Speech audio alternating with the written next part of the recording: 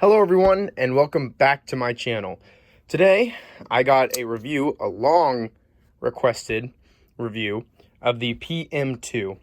Now this knife I have had since the beginning of my channel and have just been kind of holding off reviewing it because of the fact that this knife is one of the best pocket knives out there.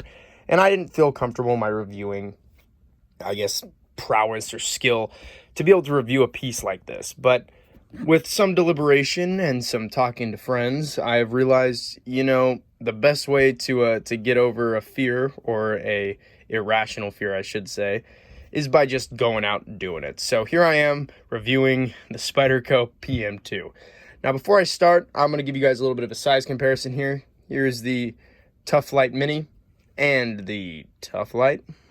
As you guys can see, quite a bit bigger than both of these knives. Here's the Ontario Rat number 1. As you guys can see, the Ontario Rat's slightly bigger. Here is the Endura for you guys. And as you guys can see, it's quite a bit bigger. Well, the Endura is quite a bit bigger.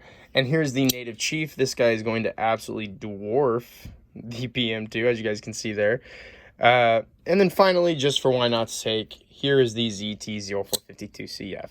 So as you guys can see, this isn't a humongous knife. It's not very big. It's obviously bigger than your Tough Lights and stuff like that. And it is quite a bit bigger than your Delica.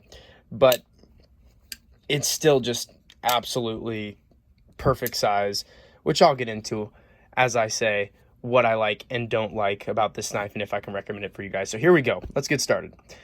So first off, what I like about this knife is the ergonomics. The ergonomics are just fantastic. I mean, Spyderco is so good at ergonomics, absolutely phenomenal at ergonomics.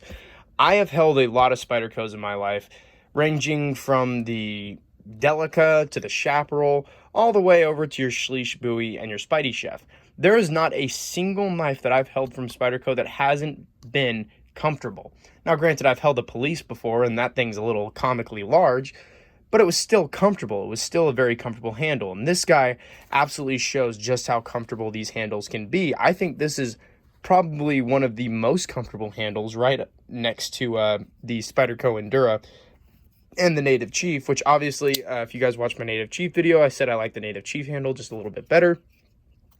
But that doesn't mean that this handle is not just absolutely comfortable as I'll get out. But, yeah, that's honestly a great for me. But another thing I really like about this knife is the 4-position pocket clip. And the reason this is such a good is because there's a lot of people who are left-handed, right-handed, and prefer different types of carrying methods. Like some people who are right-handed will want to carry this tip down. Now, not only would they be incorrect in carrying their knife, but they can still do it. Now, I have a very, very interesting take on tip-down knives. If you guys watch my Tough Light videos, then you already know that. But you guys can still do it. Some people prefer that. You can go ahead and do that, whatever you want. But I do love this pocket clip as well. This pocket clip is the same standard pocket clip that you see on most Spydercos. And it's a phenomenal pocket clip. Honestly, it's fantastic. Another thing I like about this knife is the overall handle construction on top of the material. It's made out of some nice G10. Mine's got kind of some wear to it because I've just carried this knife all the time. I mean, this is literally my EDC knife.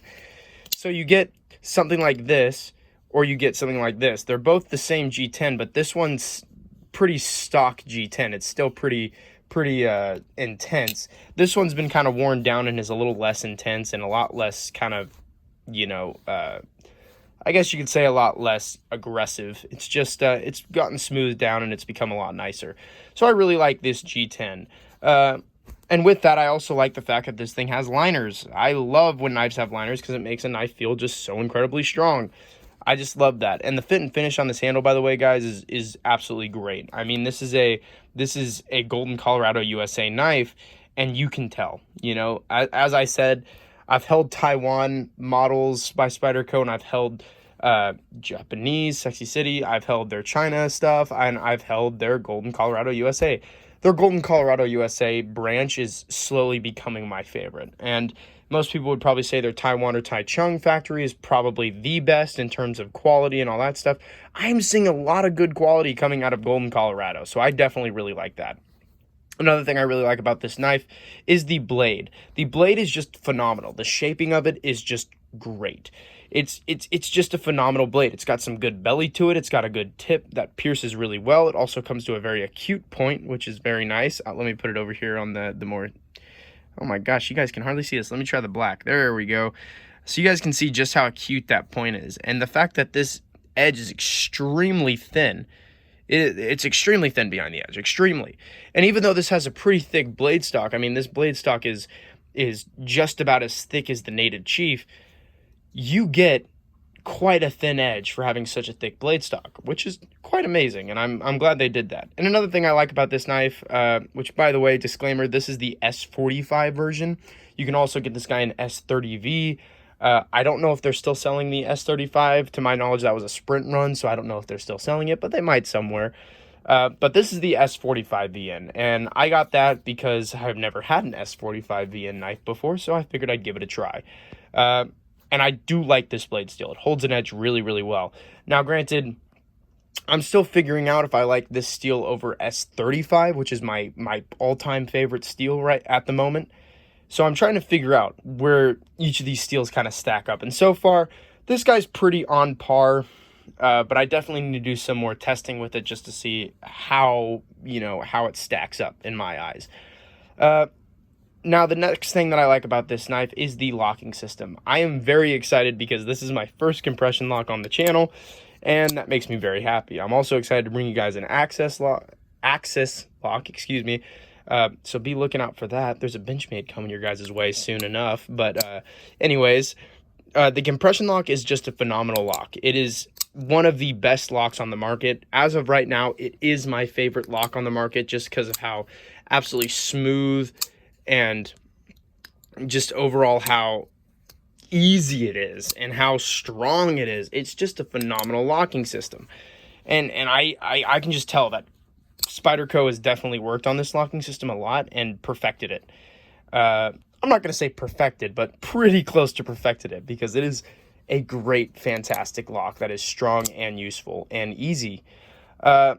And then finally, the last thing that I really like about this knife that I will talk about, there's obviously a lot more that I like, but I'm trying to make this a little briefer for you guys. I really like the Spidey Hole.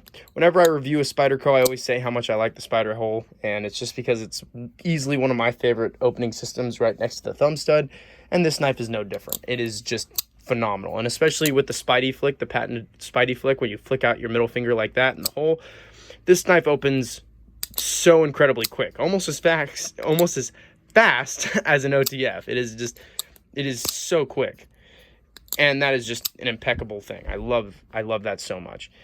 Now I'm going to go over what I don't like about this knife, which as you guys may know, when I reviewed the Native, there is not a lot that I don't like about Spyderco, so let's go over this real quick.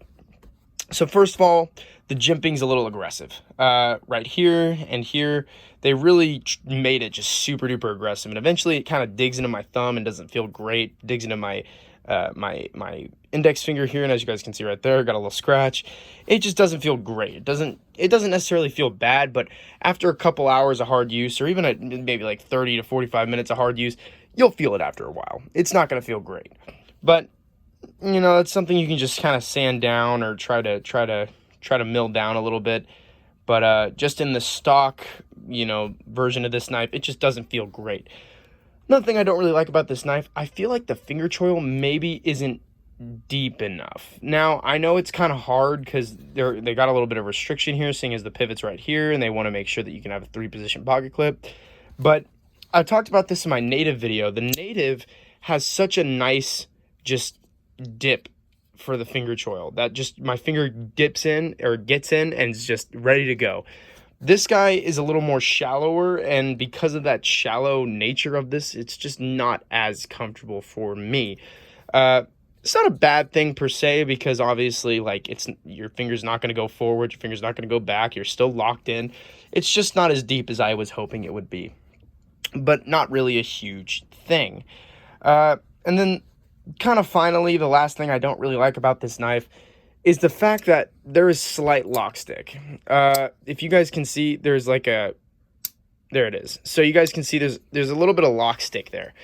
And granted, I don't know if it's going to break in after a while, because mine has kind of like, gotten better with it, but it still has some lock stick every now and then. I mean, again, just you guys can see that. That's a little bit of lock stick, you know, it's a little iffy for me. I mean, it's definitely not the smoothest lock in the world. It's still relatively smooth, but if you guys have ever held the military before, or if you guys own the military, the knife, not the, you know, actual military, because that is a, well, that's a real thing, but the knife, the military, which is just the bigger version of this guy, the liner lock has no lock stick, and it uses S30V blade steel and has 0 lock stick, which is just phenomenal. But this guy has a little bit of lock stick, so just keep that in mind when you buy this knife. It's going to have a little bit of lock stick. You could just put a little bit of Sharpie right there in the little hole where the lock goes in, just to make sure that it, you know, obviously doesn't stick up like that. But I kind of don't want to put Sharpie there. It's just me being lazy, though. But if it really bothers you that much, just put a little bit of Sharpie there and you're good. Now, real fast, I'm just going to go over something that just absolutely stood out for me with this knife. And that is the fact that it is extremely practical for everyday use. So just keep that in mind. This is a great everyday use knife. So I just want to get that out there as I go into if I can recommend this for you guys. So for starters, absolutely I can recommend this for you guys. This is one of my, if not my #1 favorite EDC knife. And obviously, I don't think I've brought this to your guys' attention, but there are a lot of knives that I carry often, you know. The beg lighter that I reviewed the other day, I carry that a lot. I carry the Endura a lot. I do carry the Rat sometimes when I'm feeling, you know, like a nice cheaper day. And I have carried the Native Chief, you know. I've carried these knives. And although there's some knives that might beat this guy in terms of overall comfort, as well as in blade steel and stuff like that. Like, there are better knives out there. Nothing beats this guy for the price mixed with the overall practical use of this guy. Now, my favorite pocket knife I own is the ZT-0452CF, but even I can admit this is not a great everyday use practical folder. But where this guy isn't very practical and is more flashy, this guy isn't as flashy and is a lot more practical, and I definitely appreciate that a lot. So if you guys want a good EDC that's not over the top built and not just absolutely annoying, this guy's the one to go with, you know what I mean? So 100% recommend this for you guys. If you guys don't already have one, go pick one up. You will not regret it, and you will want to carry this guy the rest of your life. I guarantee that this guy will be with me until the day I die, and that is just incredible. But anyways, thank you guys so much for watching. Be expecting a video within the next couple days of a why carry with cold steel. I've decided that I was going to go with cold steel instead of Spyderco, because I have a Spyderco on the way, and I'm going to do the Spyderco version when I get that knife in. But for now, thank you guys so much for watching. Please like and subscribe, and thank you.